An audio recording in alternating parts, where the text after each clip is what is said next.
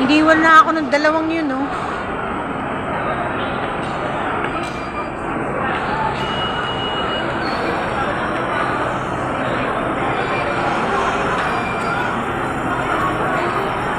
Madami kong para mukha na akong yaya ng dalawa. Dito nga pala kami sa mall kasi birthday ni Yan at ipapasyal namin siya. Ayan, kasi wala ang kanyang mama at papa niya kasi nasa trabaho. Kaya eto. Ayan, picture muna ang dalawa kasi ito daw yung sikat na brand ng makeup. Kaya ayan naman talaga hindi tumigil si Yayan sa pagpicture. At ito nga, nagpili kami ng cake kasi nga birthday ni Yan. Ay, ayan. Namimili kami kasi hinanap kami ng mura. Charot. Ay, ayaw naman ni Yan. May gusto siyang iba. Oh. Kaya siyempre, hanap-hanap muna ang lola nyo. Ayan, na-stress na ang lola. Paglalakad, mamaya masakit na naman rayuma.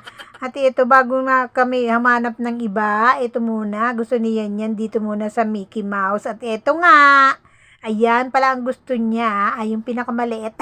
Charot. Ayan, yun lang kasi ang pinakamaliit ang kayang bilhin. Ay, charot lang. Ayan yung kasi masarap daw yun. Kaya iyon ang aming binili. Saka, syempre, mura lang. Ay, ayan na. Yan ang kasi nagustuhan ni Yan. Kasi masarap daw. Yun ang ube. At talaga naman, bago muna kakain, eto muna, hihilo muna si Yan. Gusto niya sumakay-sakay dito muna sa mga laruan na ito. Ayan, akala mo baby. Oh. Diba? Hanggang mahilo. Oh. Ayan. Laro-laro muna ang yan. Oh, yan. Sige yan. Magpaka-enjoy ka. Enjoyin mo lang yung birthday mo. Oh, diba? Happy lang. Si yan. Happy lang siya. Oh, ayan. Ay, si Ayin gusto rin maglaro. Oh, kailangan hindi rin siya magpapatalo. Siyempre maglalaro rin.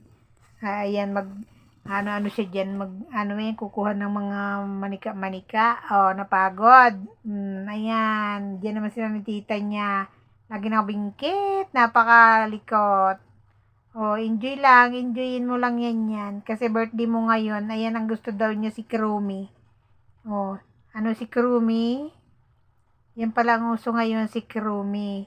Ayan, kaya mag-ano yung tita niya. Ayan ni Ayen. Na-try niya dyan sa Krumi na yan. Yan.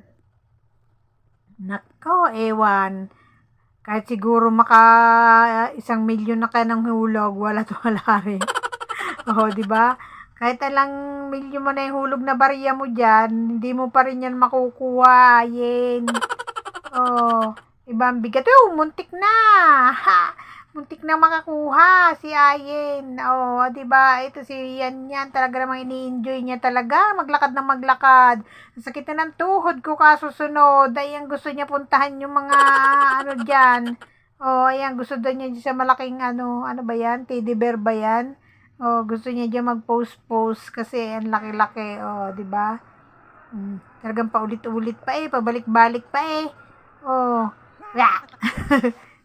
Oh, yan. Gusto rin niya sumakay diyan kahit mag-isa lang siya. Talagang gusto niya magpakahilo. Oh. Ayan, magpakahilo ka diyan yan. Hanggang sa magutom ka. Oh. Diba, gusto niya daw sumakay dito sa kabayo na are. Oh, diba, kahit mag-isa lang siya, nagagsaya lang ng kuryente, mag-isa lang siyang nagkasakay doon sa kabayo. Ay, nako, talaga, mahilo na ako. Diba, yan. Bilisan mo na dyan, mahilo ka na. Mahihiluhin ka muna para ikaw ay magutom. Oh, ayan na nga. Siyempre, happy birthday ni Yan. Blow muna siya ng cake. Cake niya, kulay violet, lavender. Oh, diba?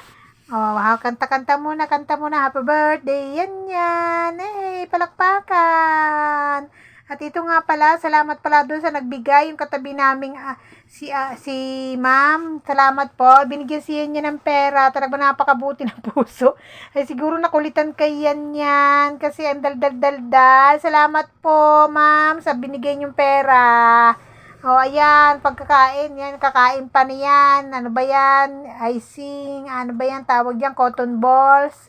Cotton candy. Ay, talaga naman, pagkakain, kukuin pa pala na, no? Walang kasawa-sawa. Ang ganyan.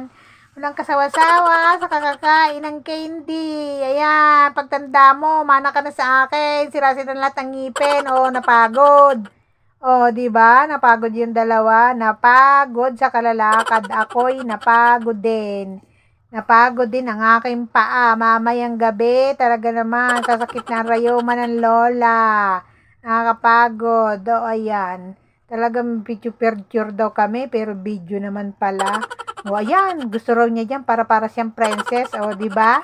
Happy birthday yan yan. Mwah, mwah, mwah.